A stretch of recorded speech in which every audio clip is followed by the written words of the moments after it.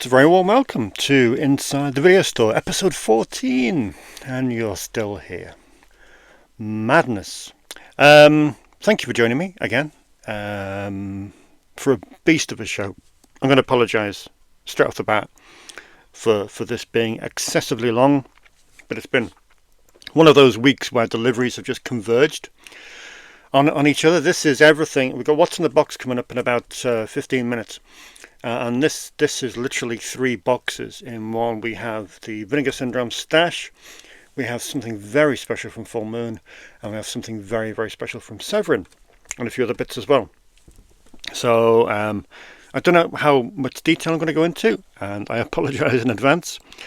But yeah, it's been quite a week of incomings, which is just incredibly exciting. It's it is the best part of the job. To be honest, I love it when new things come in, especially weird and crazy things like these. So yeah, that's very cool. One quick point of order before I go on. I put a picture up on Twitter of my Vinegar Syndrome stash, and someone commented quite, innocently, quite rightfully, and said, "Well, but how many of those are promos?" And I replied and I said, "Well, how do you mean promos?" I said, "Well, you do the show, so they must send you stuff. You must get sent stuff." And I just wanted to make that point clear. I do not get sent one thing for nothing. Everything that you see on this show, I have bought and paid for, because I'm very, very, very, very principled about that. I don't like the idea of getting sent free stuff with a nudge, as if to say, well, promote this and tell everybody how great it is. No, everything you see and everything, my opinion on everything is genuine. I know there's a lot of guys out there who are lovely, lovely people who get sent stuff, and that's brilliant that they're making a great, sort of sideline doing that, which is amazing. I'm so thrilled for them. But personally, I know I'm a bit old school with that, but I insist on paying for everything so I can tell you precisely what I think without fear of any fallout. I remember about 10 years ago, I was doing a couple of reviews for our website, the Schlock Pit, and I think it must have been about 2 films released by 101 that were just they weren't great, and so both barrels, as you do. And we got an email from 101, and they said, "Look, make sure that guy, Dave, make sure he reviews our films more favourably, or we will have to stop sending out screeners." And of course they weren't sending screeners because I was buying everything myself, as I always have done. And that's kind of the pressure that I feel some people are under sometimes when they get sent screeners. It tends to be a very vanilla review filled with positives, and you don't get a true reflection that you would get if you paid for something yourself. So yeah, just my opinion. But yes, this is all no promos. We don't do that at all. Anyway, so let's crack on with the show. Just wanted to make that clear because I'd hate to think that I'm kind of feeding you a load of rubbish about stuff that's actually really inferior, but because I have a promo for some reason, I'm telling you it's great. No. Everything I tell you is completely straight down the line, truth, honest, and my real opinion. So yeah, thankfully, we have a small, relatively compact week of fresh produce, led very impressively by Michael Mann's Ferrari. I hate cars. I really hate cars. I have no interest in cars whatsoever. I know, most a lot of men do, which is always a bit of a tragic end to any conversation when anybody tries to strike up a chat about automobiles. But I have no interest in cars whatsoever.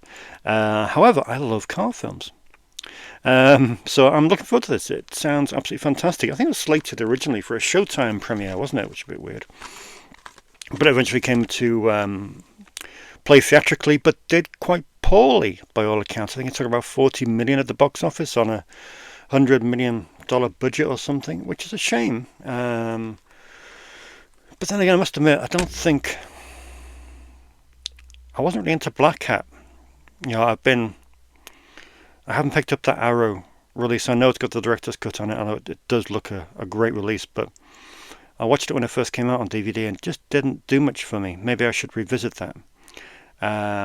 So yeah, I'm expecting Ferrari to be good, but I'm not expecting peak, Heat era, Collateral era, Insider era, Michael Mann. Didn't mention Miami Vice, but yeah. So anyway, that's the key movie of the week. I shall place that on top of Erica Gavin. Perfect Days is in the new Wim Wenders film. Wim Wenders. And it sounds amazing. I've got a couple of people at the moment going through a few Wim Wenders films, and they're really enjoying it. I think one guy has just returned the Salt of the Earth, Salt of Life, his documentary, today. So I hope you enjoyed that. But yeah, this is much requested.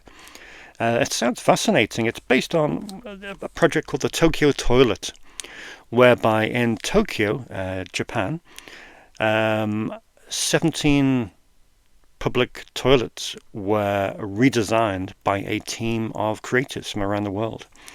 And it's kind of inspired by that. I think Wim Wenders was originally going to do it as a series of short films, but evolved into a feature film, and here it is, Perfect Days. Sounds amazing, really good. Apparently it's got a really cool soundtrack as well. Darkness of Man is directed by James Cullen Bressak, who's kind of a direct-to-video everyman, really. He's done a few bits with Bruce Willis, those Bruce Willis films that, are a little bit awkward to watch now.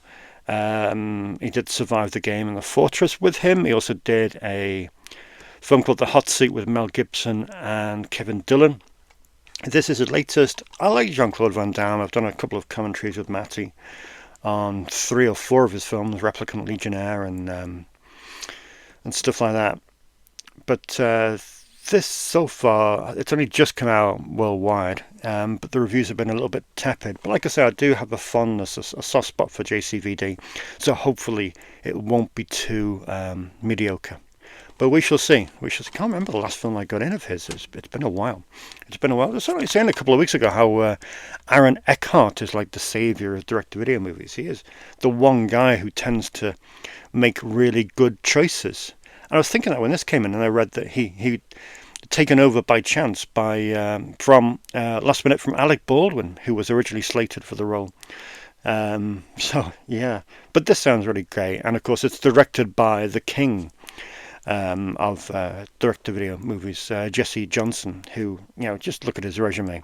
Every Jesse V. Johnson movie is absolutely stupendous. He did a couple of really cool movies with Scott Adkins, and they were great. So I'm expecting good things from this. Yeah, good things from that. Finally, with the brand new films, we have You Can't Run Forever, a lead role for J.K. Simmons as a disturbed sociopath who pursues a couple through the woods in the middle of nowhere on a murderous rampage. Sounds interesting. A few people have said it's, why did he take this role?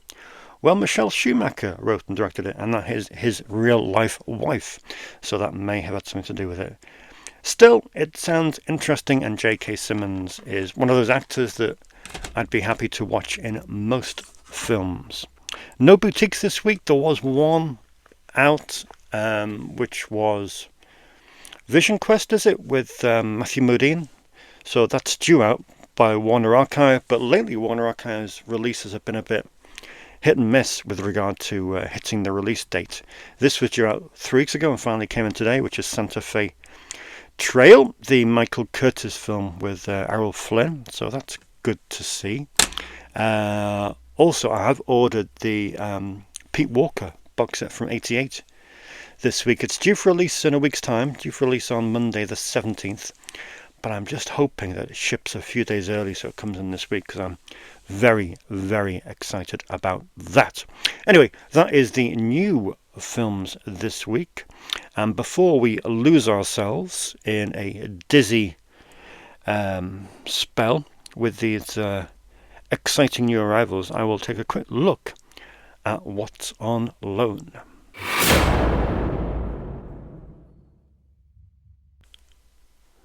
So what's been renting out? Well, I thought I'd do a bit of a different spin on this. Instead of taking the whole week and kind of cherry picking the best of what has gone out, I thought I'd just take today. So obviously this isn't everything that's gone out today, but it is a small selection. And I thought it would give you a good insight into a typical day in the video store, what goes out on loan. Because, this just highlights the absolute bounty of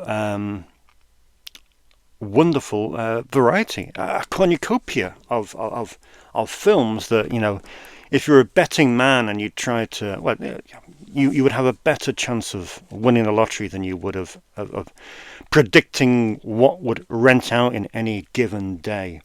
Really, really pleased to see this going out. Richard III, I saw it at the cinema when it first came out. Directed by Richard Long Crane. It's a spin on, of course, the classic William Shakespeare play with Ian McKellen in the lead role, and a superb cast that include Maggie Smith, Nigel, the late great Nigel Hawthorne, Jim Broadbent, and Robert Downey Jr.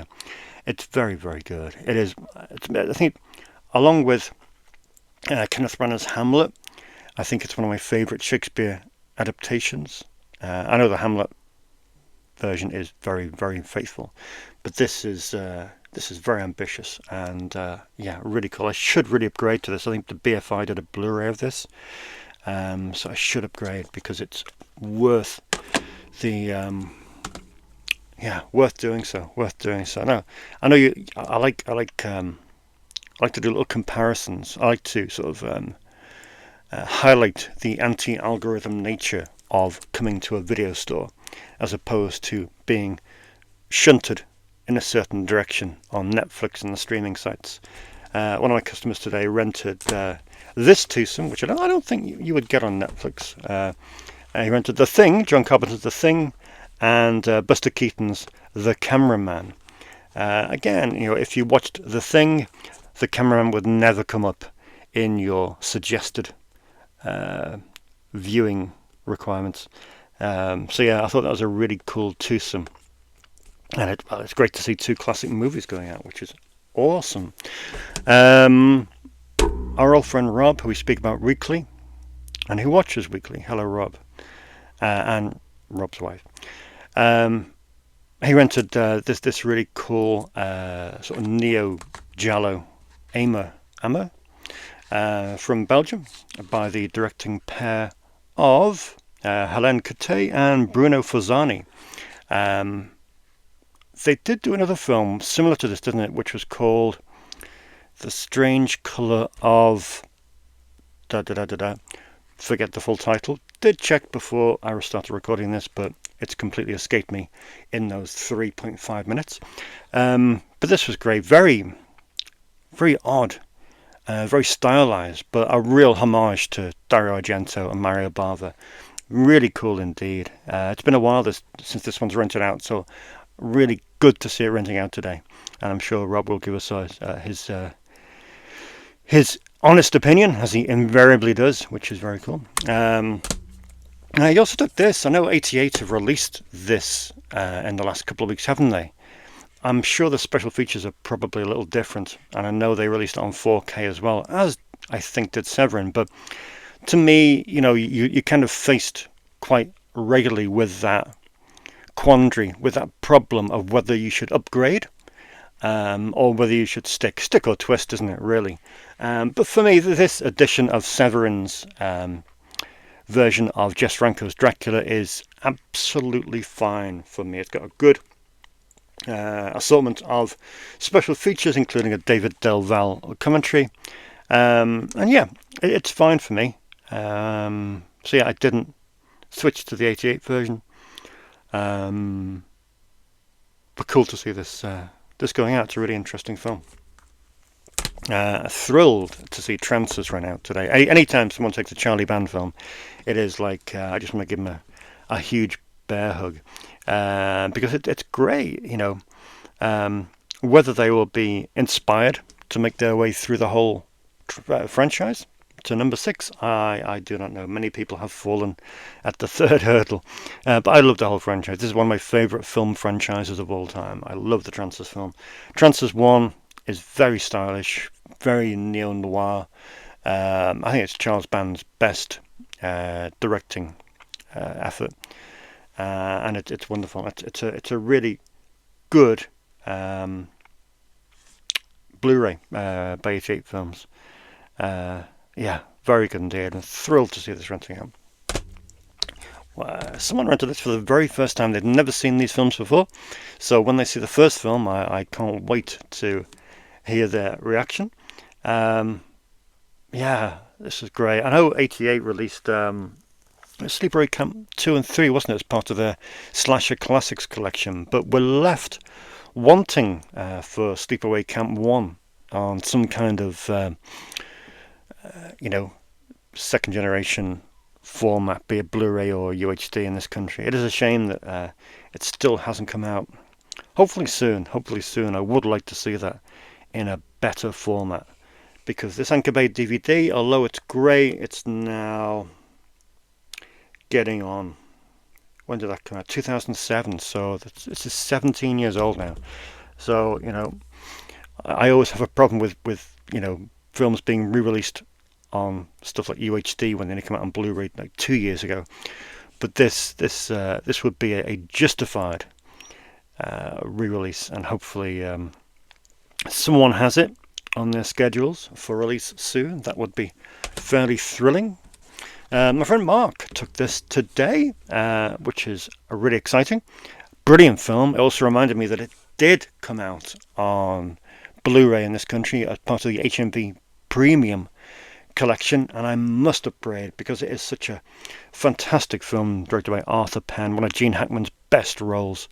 So yeah, great film, but yes, could do with a upgrade on that. This is it didn't actually really have a UK release prior to its HMV Premium Blu-ray.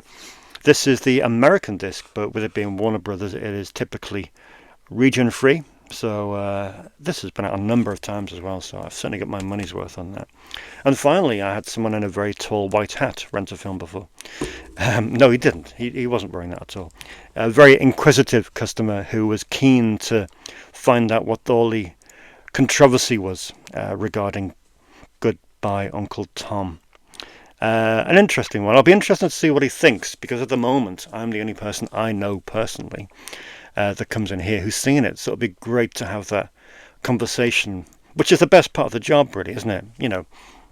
When someone comes back with a film, you can chat about it for 5 or 10 minutes. You don't get that on Netflix, do you? You can't talk to Netflix, you can't talk to Prime Video and say, hey, what do you think of that?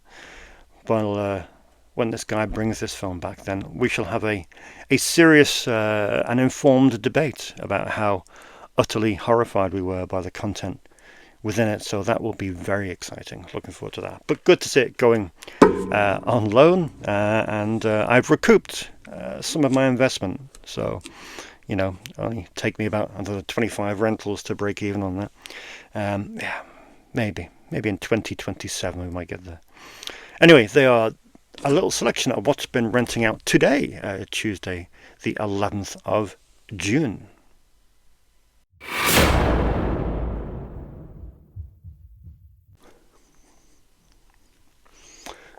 Yeah, I can only apologise for what you're about to endure. I'll try and keep this to less than 15 minutes. It has just been a perfect storm of deliveries of new stuff that I ordered. Some of it I ordered months ago, some of it I ordered weeks ago, and some of it I ordered a couple of days ago. I didn't expect it all to show up on the same day, and not only do we have the 39 films to my left to talk a little bit about, but we also have a new box that came in today since I started recording the show. I was going to leave that till next week, but I'm thinking that let's just get everything out of the way now, make it an orgy of new product, and then next week we can just have a clean slate and move on. Although I was planning on teasing you as well with showing you all my wonderful I've been vinyl shopping today, because I like to create a kind of vibe in the store. with a bit of soundtrack music. I think it really, it kind of adds to the whole video store atmosphere. So I thought, well, nice little advert for the impeccable 81 Renshaw Street in Liverpool, which I got this little baby today. The soundtrack for Virgin Witch, the Tygon film. I'm thinking, with 88 Films now releasing all the Tygon movies on Blu-ray, will this be one as well?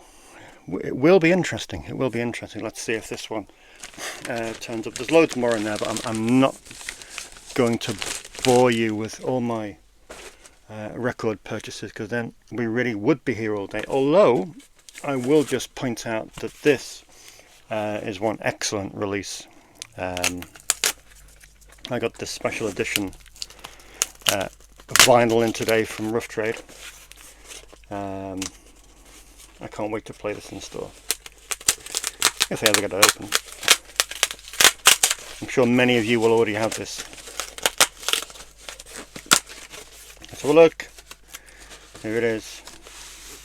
Yeah, look at that. John Carpenter's Lost Themes, number 4, Noir. Yeah, red and black marble vinyl. That's what you want. You want a bit of red and black marble vinyl, just to keep it real. But yeah, I'll be spinning that tomorrow for all my customers, and hopefully they will appreciate that. Excuse me for extra sounds. Yeah, so this came in today. Now, this is a company I haven't mentioned before that I order from.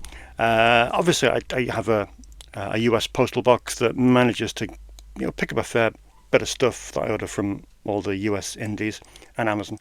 But there is a UK based company that I tend to use, and that is my good friend Paul at Strange Vice up in Glasgow there. They're getting some good stuff, things that ordinarily doesn't appear on Amazon, stuff that perhaps there isn't much differential in price between America and here, and also stuff that's imported from Europe, which I tend to miss out on. And that perfectly encapsulates what's in this box here, which I'm really, really, really excited about. And I'm kind of getting to the stage now where I wish I didn't have to spend the next 3 weeks on a box set for Arrow, because there's so much to watch. But I'm lucky to be doing that, so I'm sure I can put all these off for a few weeks, and it doesn't really matter. So what's in here? I mean, look at the packaging. I mean, second to none, absolutely second to none. And what do we got?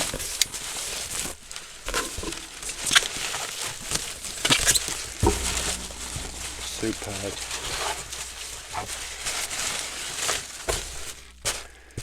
Yeah, we have my first ever TerraVision release.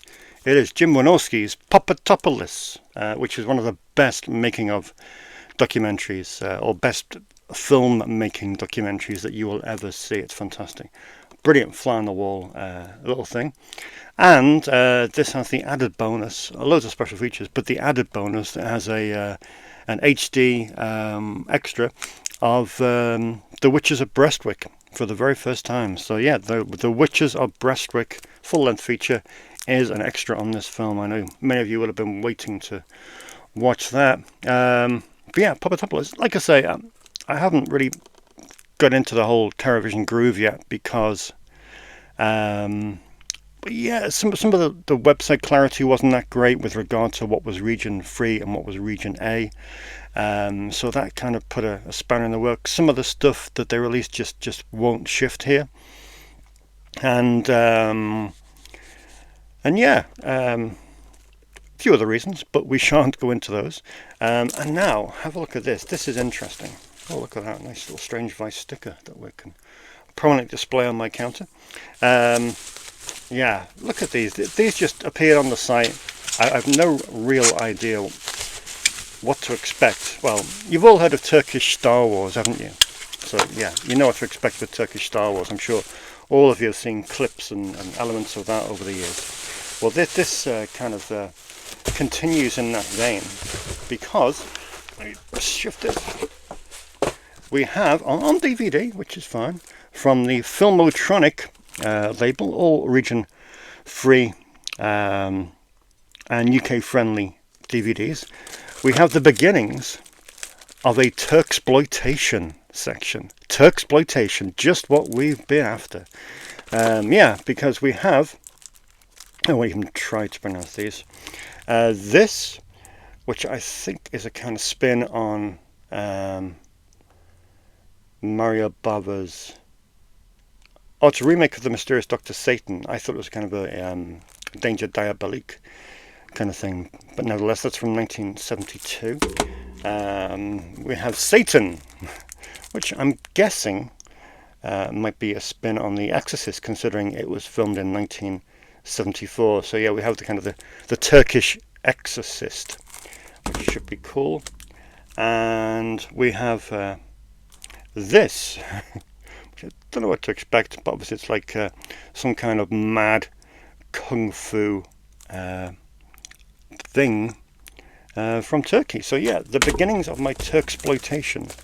And we also have a signed photograph of Turkish action movie star, I won't pronounce his name. Yeah, isn't that cool? I can display that proudly here. So yeah, that is an added bonus to our What's in the Box section today. New Turksploitation. It's just what you need in your local video store.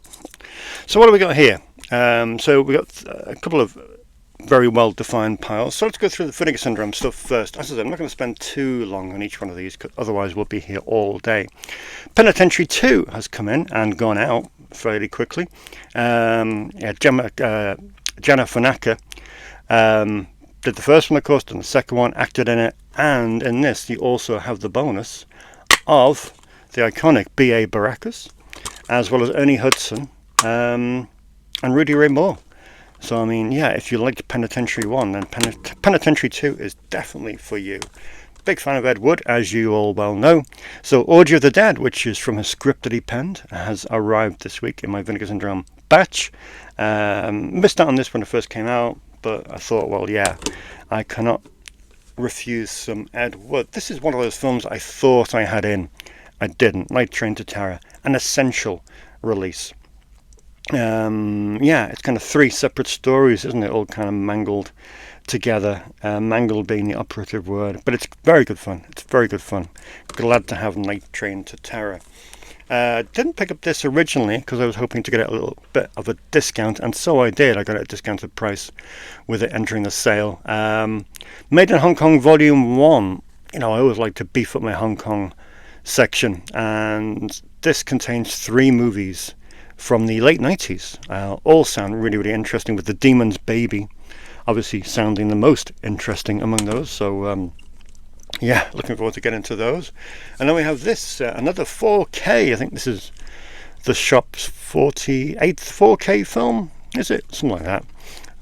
But yeah, I always try and keep my 4K releases very weird and obscure, and you couldn't get more weird and obscure than this kind of French Christmas movie called Dial Code Santa Claus Deadly Games.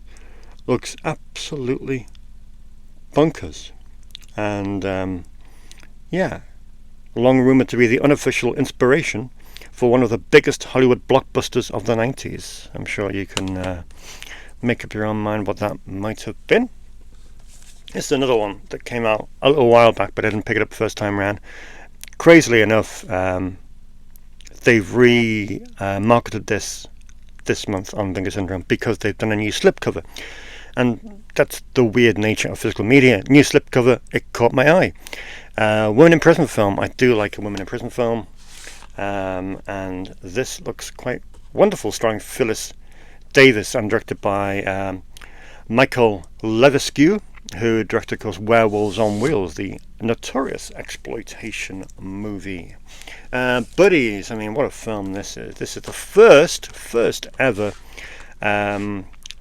dramatic film based on the AIDS crisis. Filmed in 1985. I mean, 85, that's right at the start of the epidemic. Considered to be a very touching, a very important film. So, really, really glad to have that in. Buddies, looks really good, if obviously an incredibly distressing watch. A bit of chuck for you. This is the kind of weird scenario that we have whereby I can offer this to people in UHD, because of course UHD is predominantly region free, but alas, if they want to take the Blu-ray, they can't, because it's region A, and most, if not all of my customers haven't got hacked Blu-ray players. But either way, it's cool to have a little bit of chuck. Don't like his politics, but he's a good fun actor to watch. Yeah, good to have some chuck on UHD. More Asian wackiness for you with Biozombie, and I do love that slip. It's fantastic, isn't it? Great artwork. Which, yeah, looks absolutely more... Is it late 90s? It is, 1998. Yeah, late 90s madness from the Far East. Now, this is an interesting double bill, isn't it? I am aware of Nick Millard, but I haven't seen any of his films.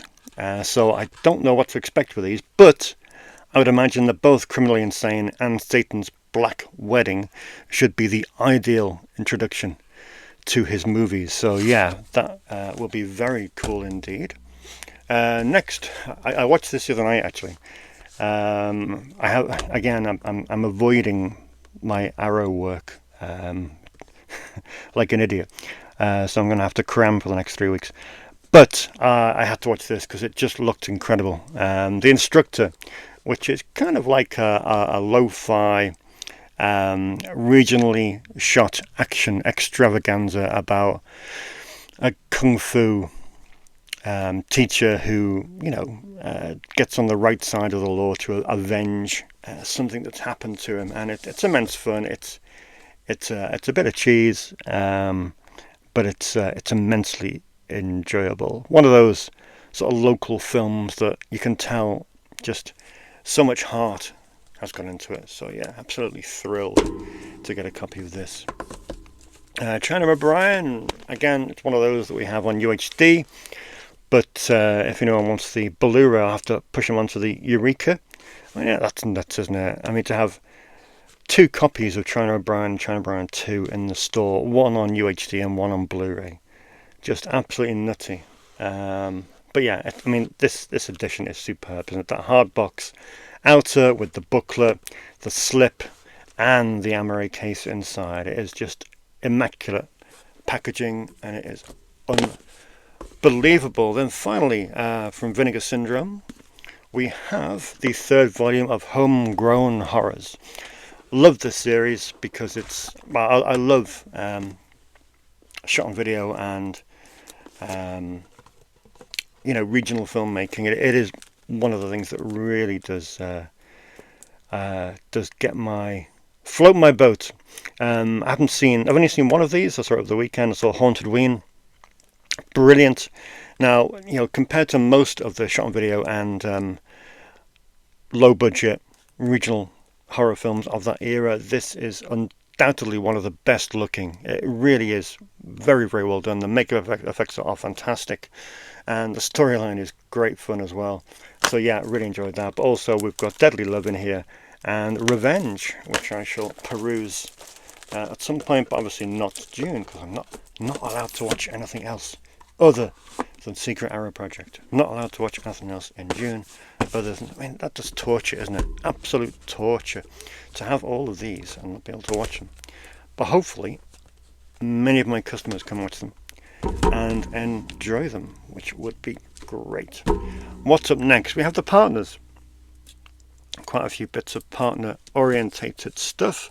Probably the best documentary I've seen so far this year is Vinyl Nation. I do love as you can tell, a record orientated documentary, and this is great simply because it looks at both the resurgence of vinyl and it also looks at the cost implications of vinyl, why it's so expensive these days, the challenge of reproducing it, what happened to the factories that were mass producing it back in the 80s and 90s, and the little cottage factories that are now sprung up from nowhere to jump on the bandwagon and kind of quench this demand that we have at the moment for vinyl records. So yeah, Vinyl Nation was absolutely fantastic. the third video store documentary I've seen this year, after Everything to Entertain You and Mom and Pop. They were both great, but this is the best. This was absolutely fantastic. James Westby's documentary really does have a good look at the whole video store era, and it's excellent. It's absolutely excellent, compelling, and yeah, really, really interesting. I did like that. Quirky as well. I haven't had a chance to watch this, but really looking forward to it. It's a documentary about other music, which is, of course, the influential New York City record store that kind of played a pivotal role in the early music scene in the Big Apple during the early noughties. And you got great people interviewed, some of my favourite people like Vampire Weekend, Animal Collective, Neutral Milk Hotel, and also Sharon Van Etten. So, wow, superb group of people interviewed, and yeah, brilliant. This film was recommended to me by John Oak Dalton, my good friend, the screenwriter. He said it's one of the best low-budget shot-on-video movies he's ever seen, and yeah, really looking forward to it. Directed by Scooter McCrae. And bizarrely, I did not know this. It must have passed me by.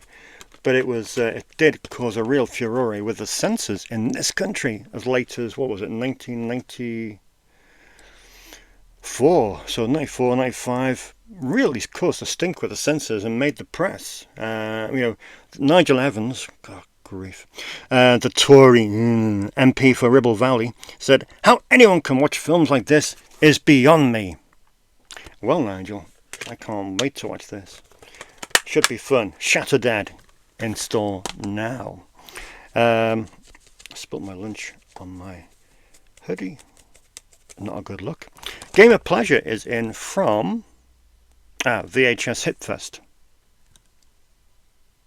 Yeah, VHS Hitfest. Careful how you say that. Which looks like a really interesting blend of sci-fi and erotica, which was very much the thing to do in the mid-90s. This is hailing 62 minutes it is. This hails from the mid-90s. We had all manner of virtual reality style erotica in the mid to late 90s. There must be at least half a dozen that really did get onto that theme.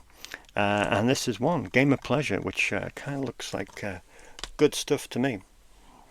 One of Vinegar Syndrome's new spin-off labels is, of course, Degocier Video, and this is their latest release. Tom Savini stars as the Ripper, and you know what Ripper we're talking about. This film hails from 1986, transferred from a tape master, but yeah, I wasn't even aware that this film existed, so really cool to see something like this coming in.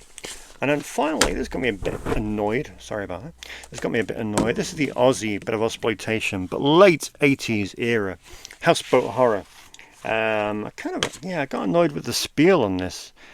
Before Tommy Wiseau entered the room and James Nguyen took flight with Birdemic, Ollie Martin welcomed audiences aboard houseboat horror. It's kind of comparing it to rather really, really inferior films like The Room and Birdemic, but this is nowhere near as bad.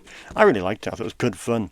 It is cheese, but that's fine. 18/9, I think it was, stars Alan Dale from Neighbours in the lead role. And yeah, it's not the best, but it's certainly nowhere near in the vein of those two cult classics. So yeah, got me a bit annoyed at that, but did quite enjoy it. A quick look at some XXX films from Melusine.com. We've got Cecil Howard's Firestorm in, starring the wonderful Joanna Storm. So yeah, really cool to have that in. Obviously these won't be rented out. These will be stored in a safe location in the rear of the building where human eye will be unable to gaze upon them for fear of corruption. And yeah, obviously the Obscene Publications Act, we don't want that rearing its ugly head.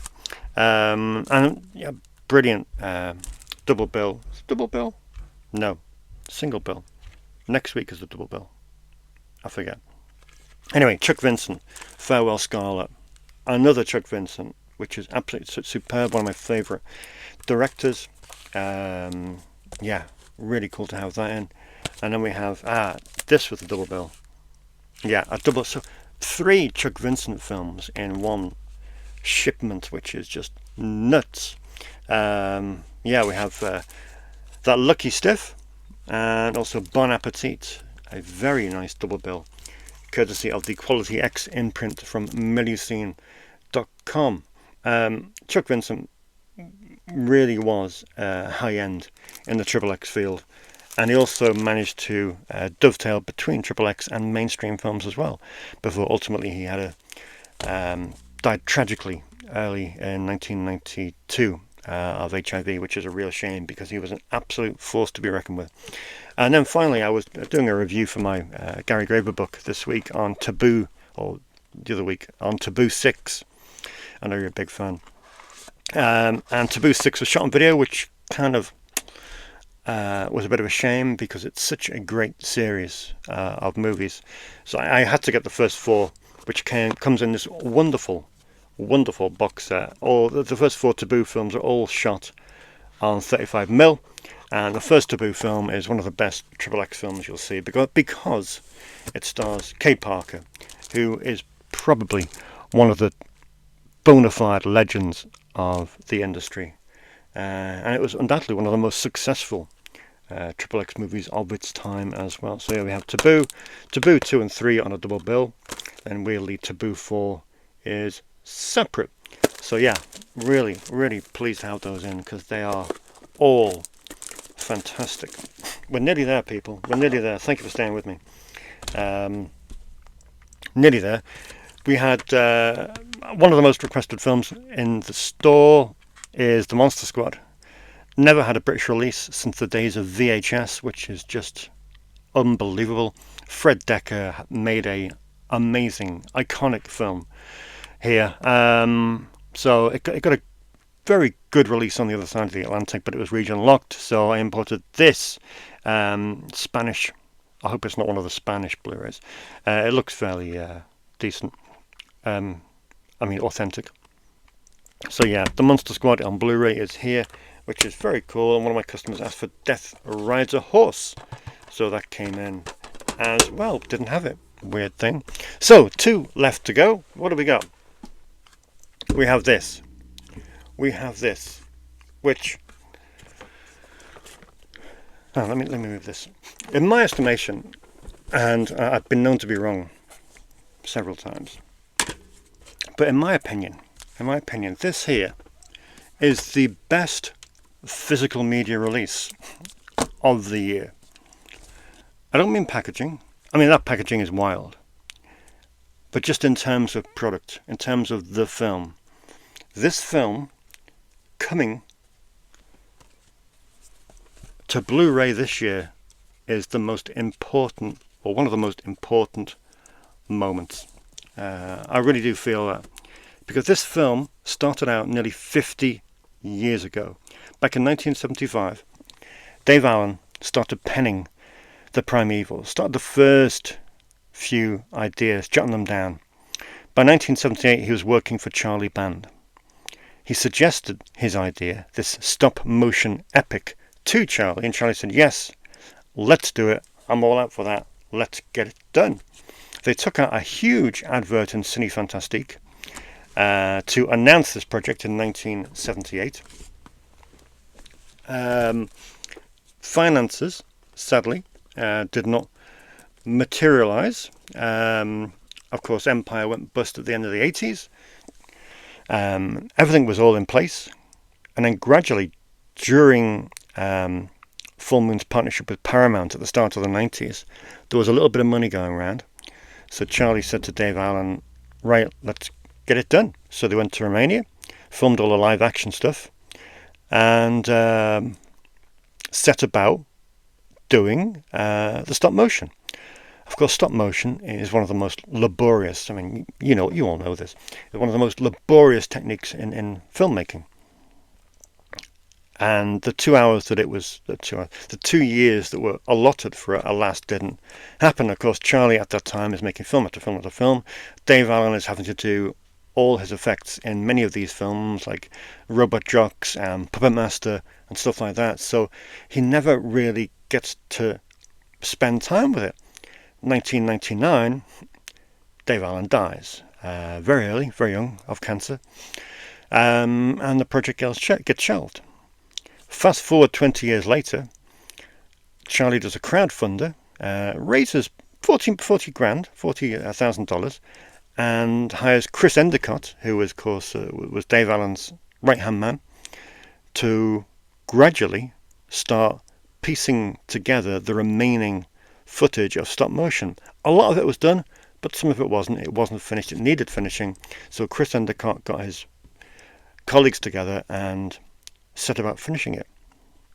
It took time, but now it's finally done. So 50 years in the making, and we finally have the Primevals on Blu-ray. I never thought this day would come. I never thought this film would ever see the light of day.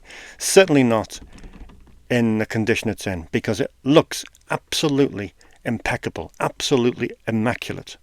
It is almost a timeless film. It's practically impossible to pinpoint when it was shot, because that kind of Harryhausen look of a film, they are absolutely timeless. I watched it last night and I thought it was absolutely, it lived.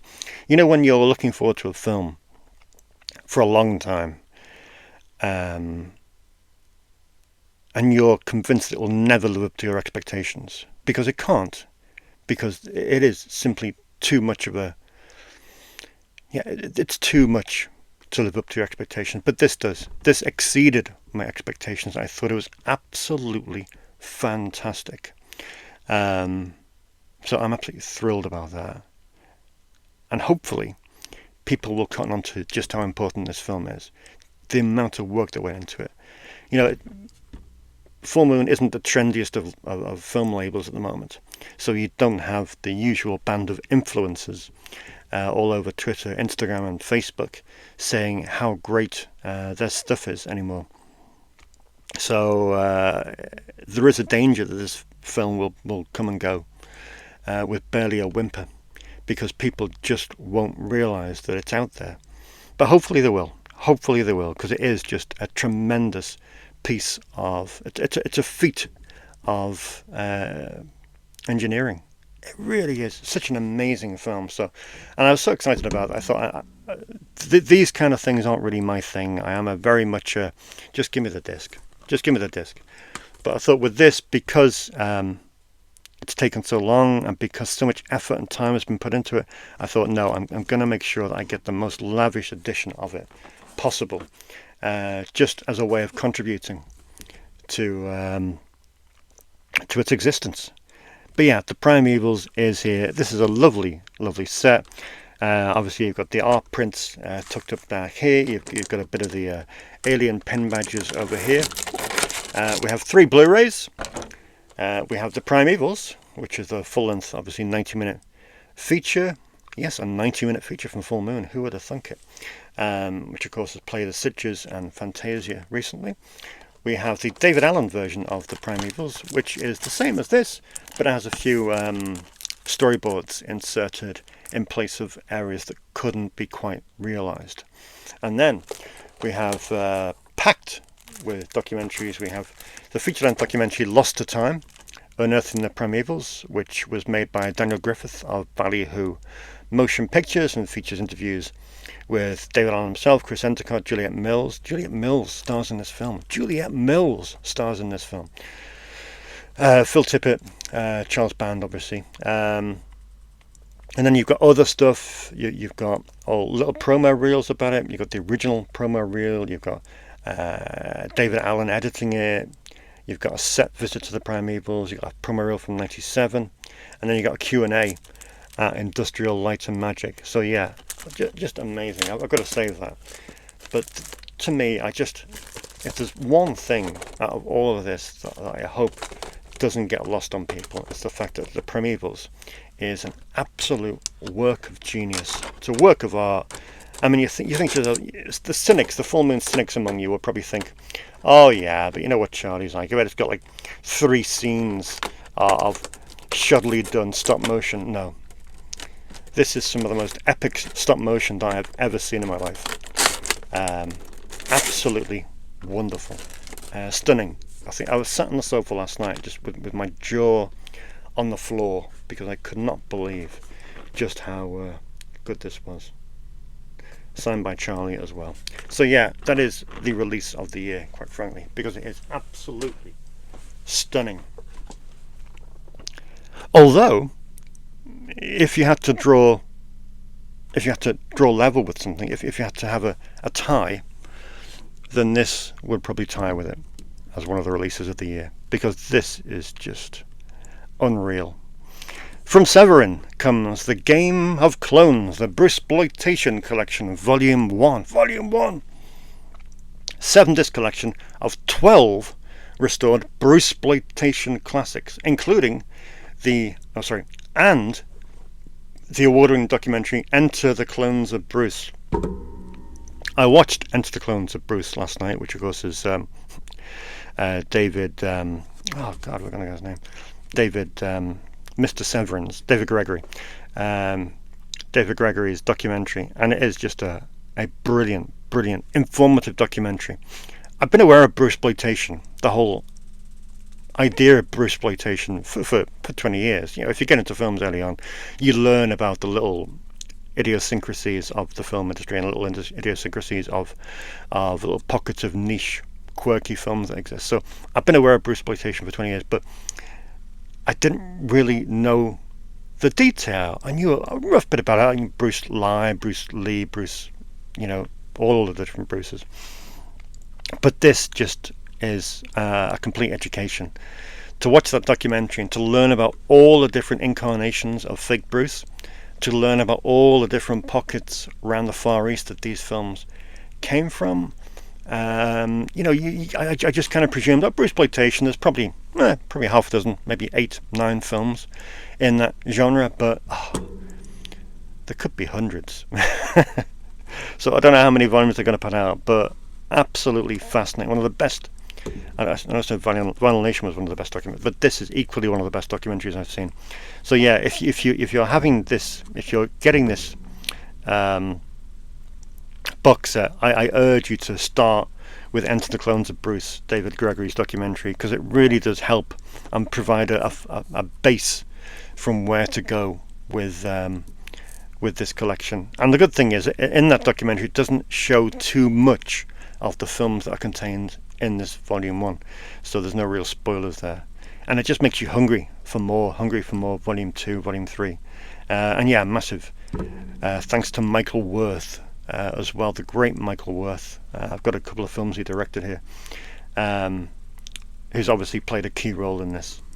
He is a genuine bona fide Bruceploitation scholar.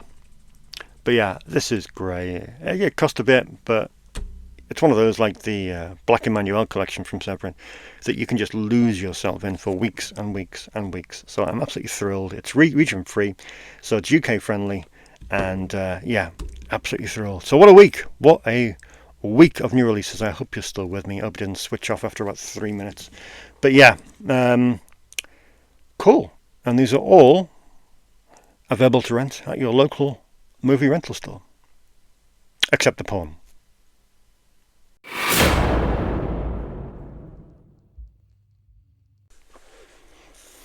Yeah, we got some comments here for you. I'm not going to spend too long on this because obviously the amount of time it took me to go through the new arrivals was nutty. So let's have a quick look. Yeah, Lee Marn says about the Arrow set of Texas Chainsaw 2. It is fantastic. We mentioned that last week because it's not streaming anywhere. And it is. I think it's one of Arrow's best releases. He says he's been meaning to watch Eggshells for quite some time. Do it, Lee. Do it. Tom Jolliffe says how incredible Monster is as a film. It starts off going one way, and the film grows into something unexpected. Corrida on top form. It's been renting like hotcakes over here, which is very, very cool. Cinema Dave says, though, that Monster has no physical media release in the US yet. I hope it does, because you deserve to see films like that. Do I have a favourite? Do I have a favourite Aki Kaurismäki film? Probably one of the Leningrad Cowboys films. They are my favourites. They're so cool. Yeah, School to 22 says about Shameless being the only one selling yellow cases. I know, it's really annoying because some of mine are eroding on the spines, and Shameless either have none in stock or maybe one in stock every now and then, which is crazy. UNUUK says, have you ever thought of starting a franchise? He needs this rental shop in the Midlands. I wish I could replicate this in every single town across the country, because we need video stores back. We can't rely on streaming forever. It'd be desperately depressing. But no, unfortunately not. But campaign, do the lottery, win a few million, and then build your own. That'd be nice, though, wouldn't it? It would be nice. We can dream. We can dream. Film Wolf says, "Hey Dave, how much prepping do you put into producing a commentary?" Well, we have 4 to record in the next 3 weeks for our video. So the answer at the moment is not as much time as we should. But normally it is a good few weeks. Initially you take the film that you're doing the audio commentary on, and then you look at every creator, the director, the writer, the stars, and you go off and try and watch as many of their films as you can, so it gives you a good roundabout thing.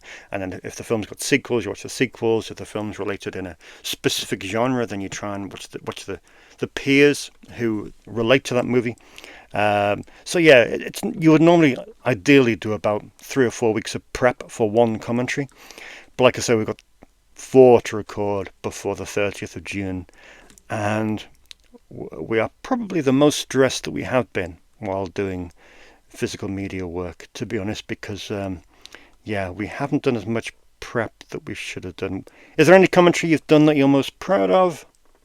Either Zone Troopers, the Empire Pictures film, which I thought it was one of those where you didn't have to look at the script. You just, one take, talked, brilliant. I think it's a really good commentary, really informative.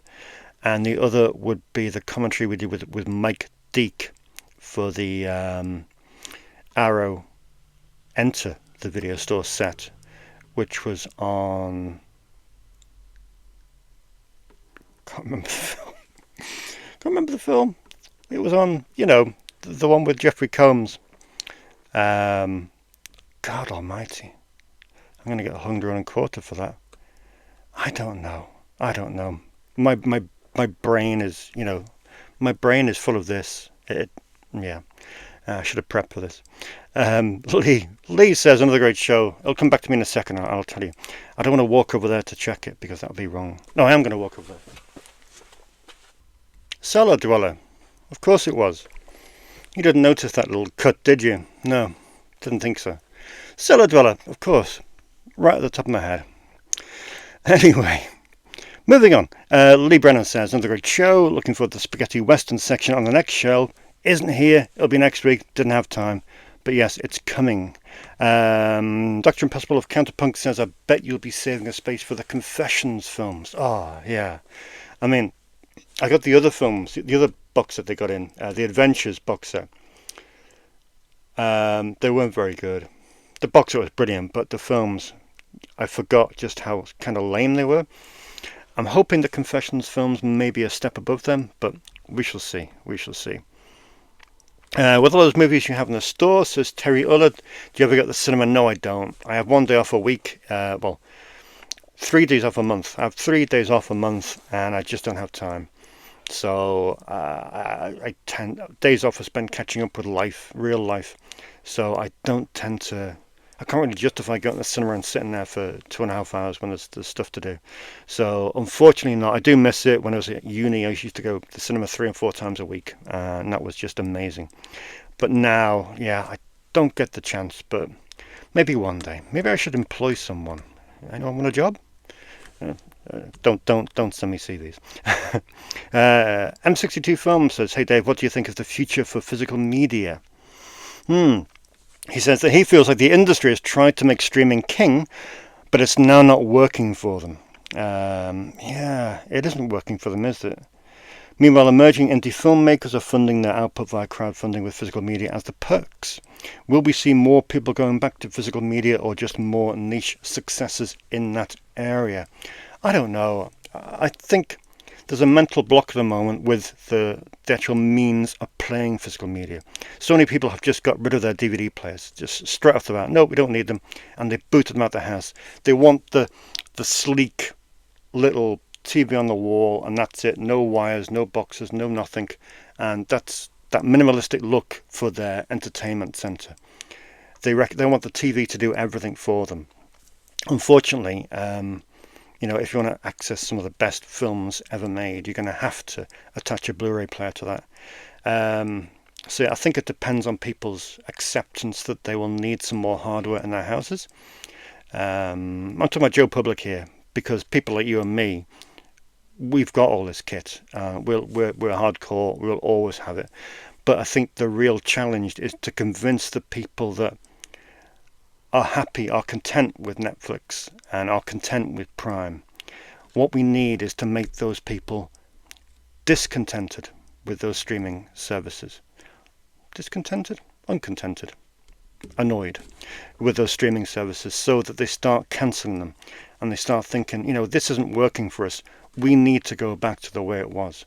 So until those people, should we say the fair weather physical media people, people it doesn't really matter that much to, but there might come a time where they say, this isn't working. So if there gets to a time where it's either too expensive or it's just not working for them, or they just can't get the range of films that they want to see, then maybe we stand a chance that they might start getting back into physical media.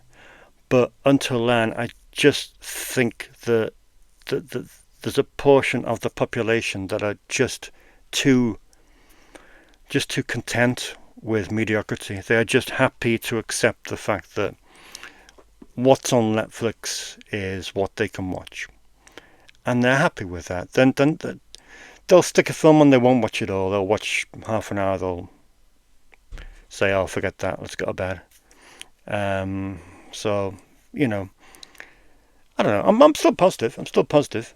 But I think the success of the future of physical media depends upon a new generation and turning those people who have since been their players to repurchase them and to start watching physical media again. And finally, Daniel Turner says he needs to see Monster, and he got a curator from Alibris this week, an out-of-print sealed DVD from 2006 for practically pennies, which is wonderful. Good to see you're using the services of Alibris. Well, that's all the comments I've got time for this week, and we shall have some more next week. Thank you for commenting. Please feel free to do so below.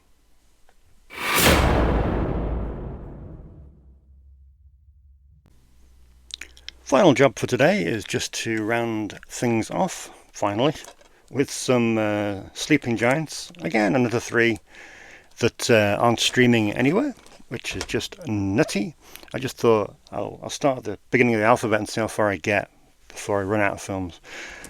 So yeah, I mean, this is crazy. 8 Million Ways to Die. Hal Ashby's final film, was it? It's a great film. It is a really great film. I know Tarantino's a big fan. He mentioned it on one of his podcasts recently about final films, director's final films, because so often a director's final film isn't the best. We won't go into that because we could. But say The Ward, for example, not John Carpenter's best film. What was it? Cursed that Wes Craven made last. Good film, but not his best film. But 8 Million Ways to Die, not Hal Ashby's best film, but it's still pretty good. And of course, Jeff Bridges in a great role. Written, of course, by Oliver Stone.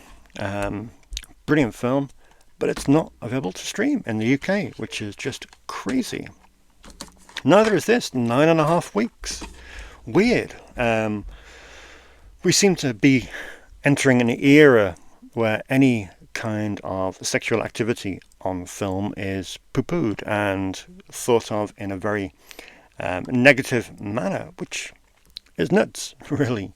You know, considering where we've come from in the 90s, where you would walk into any video store in the 90s and half the stock would be, scantily clad women on boxes, and films like Body Chemistry and Night Eyes and stuff like that. Now it's the complete opposite. It's so sanitized and so PG friendly. It is weird. It is weird. Whether 9.5 weeks absence from streaming sites is any reflection of that, I do not know. But it's a pivotal film in the whole erotic thriller movement, and it's a pivotal film for Yankee Candle as well. But yeah, it's great. It is a very good film, one of Mickey Rourke's best, and baffling that it isn't streaming. This is a real favourite of mine. I do like this. Well, I'm a huge fan of David Mamet. I mean, David Mamet's scripts just are ridiculous. I was listening to Brian Sauer recently, him and Elric, and I think they highlighted, I don't know which one of them it did, but I think it was Elric. I think he highlighted Red Belt, which is a David Mamet film that doesn't get much publicity these days. It's a mega film. But so much of David Mamet's stuff doesn't really resonate these days. He hasn't found like a second generation of people to really appreciate his stuff, but some of them are just well, Glengarry Glen Ross is coming out on Blue over here in the UK from 101. I know that. But other than that, stuff like The Spanish Prisoner really needs to get a release, doesn't it? And other just mega films that he made. Brilliant writer. And this is an excellent script. Perfectly done. It is effectively a play, but it's great. Dustin Hoffman on form. And, of course, Dennis Franz. I mean, wow, what an actor he was. Brilliant. But yeah, this isn't streaming, and it should be really, because it's really cool. I don't think anyone's ever rented it, which is a bit weird. But yeah, it's good. American Buffalo. Good movie. Right, well, I won't keep any longer, because I've already kept you for far too long. And thank you for persevering this episode, because it has been a slog. I'm sure you'll agree. But hopefully it's been worth it. Hopefully it's given those of you who are customers a few ideas of what to rent. And hopefully it's given those of you who aren't customers, unfortunately, and can't get over here, maybe you're in another county or another country or another part of the world. Hopefully it's given you some idea of what to watch, what to buy, and what to look at.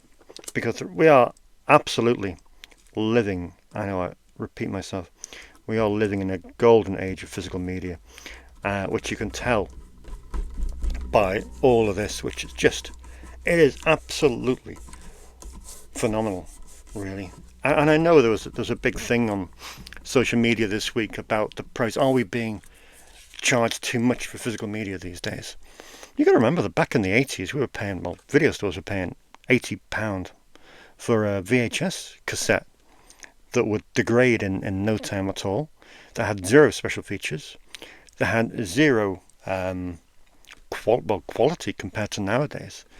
And when you think that, we're getting some of the most incredible films ever made, some of the most bizarre and niche films ever made, coming out in lavish editions, and if you're clever, if you play the system, you can get some of these for half price. £13-14 for like mega editions of such a wonderful array of films. So if you play the system, if you don't buy everything day and date, which I know there is a temptation, the old FOMO, but you can get some great buys. And this stuff is good. The way it's presented, the way it's manufactured, the way it's packaged, we're incredibly lucky, and we will never have a period like now for physical media. These things as well, LPs as well, just absolutely crazy. So indulge yourself if you can. Sell a kidney, or come to a video store. I'll see you in 7 days' time.